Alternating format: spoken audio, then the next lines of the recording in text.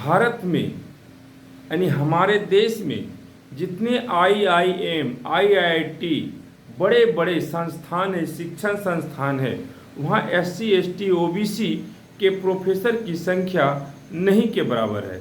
आपको बता दें कि इंदौर IIM में RTI के रिपोर्ट से जो खुलासा हुआ है, और ये RTI का रिपोर्ट कोई और नहीं जो है OBC संघ के अध्यक्ष किरण कुमार ने क्लियरेंस बताया, जो IIT में और IIM में जो डिमांड किया कि SC ST OBC के कितने प्रोफेसर हैं, तो वहाँ नदारद मिला, वहाँ जीरो आया। RTI में ये रिपोर्ट मिला। तो सुप्रीम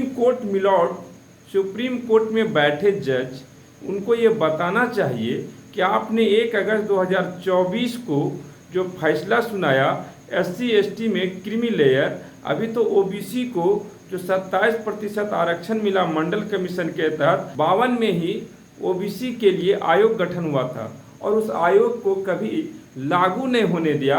और जब लागू हुआ भी 1990 में आकर के काशीराम के सहयोग से, शरद यादव के सहयोग से, लालू प्रसाद यादव जी के सहयोग से तमाम OBC नेताएं, रामविलास पासवान, SC ST के तमाम जो नेता थे, चाहे जगदेव बाबू हो, वो सबों ने मिल करके इनकी लड़ाई लड़े, जिनके लिए कि मान्यवर काशीराम ने 300 से ज़्यादा सभाएं देश में घूम घूम कर किए। तो उस आरक्षण को पूरी तरह से लाभ नहीं मिला और आप उसमें क्रीमी लेयर लगा दिए बिना किसी याचिका के, बिना किसी वजह से, जिससे OBC आरक्षण, OBC का हक अधिकार कमज़ोर हो गया। आपको बता दें कि RTI में के रिपोर्ट में जो खुलासा हुआ है, उसमें क्लियरेंस रूप से 176 असिस्टेंट प्रोफेसर में एक भी OBC और SC ST के प्रोफेसर नहीं है। तो इस तरह से बता सकते हैं, जिनका प्रोफेसर नहीं होगा, जिनका शिक्षक नहीं होगा, उस समाज का विद्यार्थी के साथ द्रोणाचार्य का व्यवहार होगा या नहीं, उसका अंगूठा काटा जाएगा कि नहीं।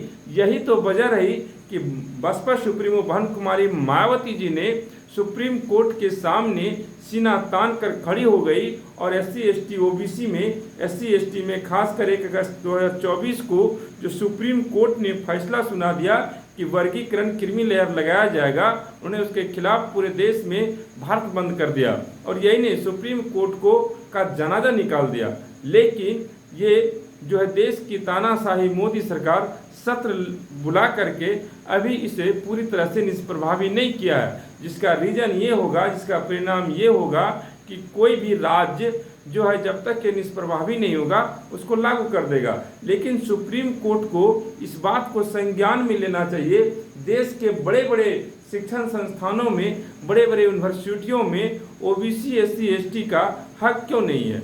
और कोई भी मुद्दा भाजपा कांग्रेस ने जो मुख्य मुद्दा है उसको राष्ट्रीय मुद्दा क्यों नहीं बनाता है, चाहे जातीय जनगणना हो, चाहे बराबर के हकदारी की बात हो, ये लोग राष्ट्रीय मुद्दा बना देंगे।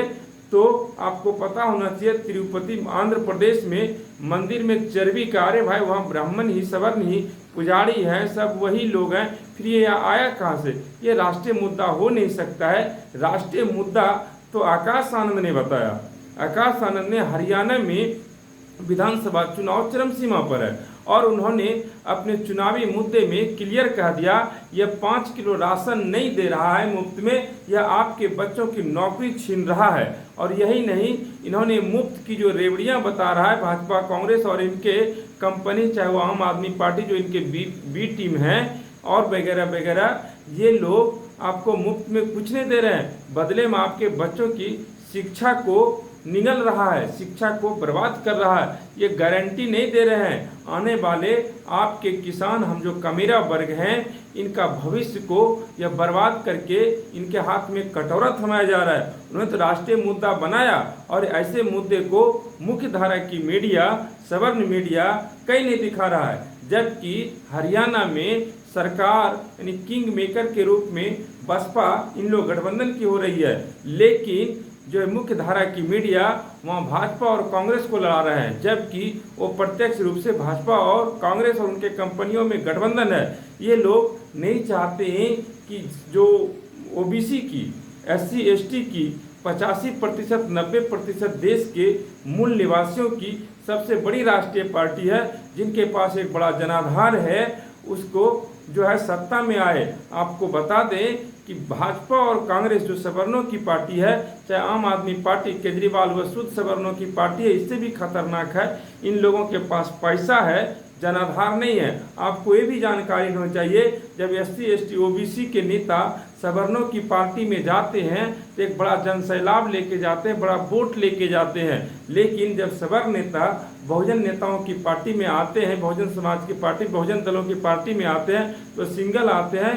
उनकी पत्नी और बेटा भी वोट करेगा कि नहीं उस पार्टी को, इसकी कोई गारंटी नहीं है। इसलिए सबसे बड़ी खबर देश की है हिस्सेदारी की।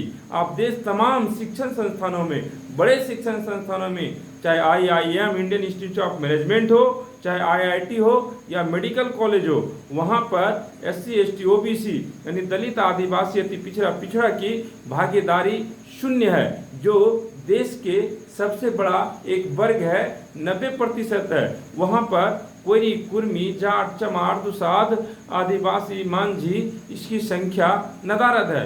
इसका जिम्मेवार ये संज्ञान भी सुप्रीम कोर्ट को लेना चाहिए। सुप्रीम कोर्ट नहीं ले रहे हैं क्योंकि सुप्रीम कोर्ट में बैठे कॉलेजियम सिस्टम से जो बने जज हैं वह सवर्ण है, वह कभी प्राइमरी स्कूल की परीक्षा पास नहीं करते, लेकिन देश के तमाम संसाधनों पर वह फैसला सुनाते हैं। सुप्रीम कोर्ट और हाई कोर्ट में बैठे जज कॉलेजियम सिस्टम से बहाल होते हैं, जहां 5 गो ब्राह्मण पंच बैठते हैं, एक दूसरे का बेटा भतीजा जो है पुतहु बेटी चुन लेते हैं और जो है फिर जज बन जाते हैं।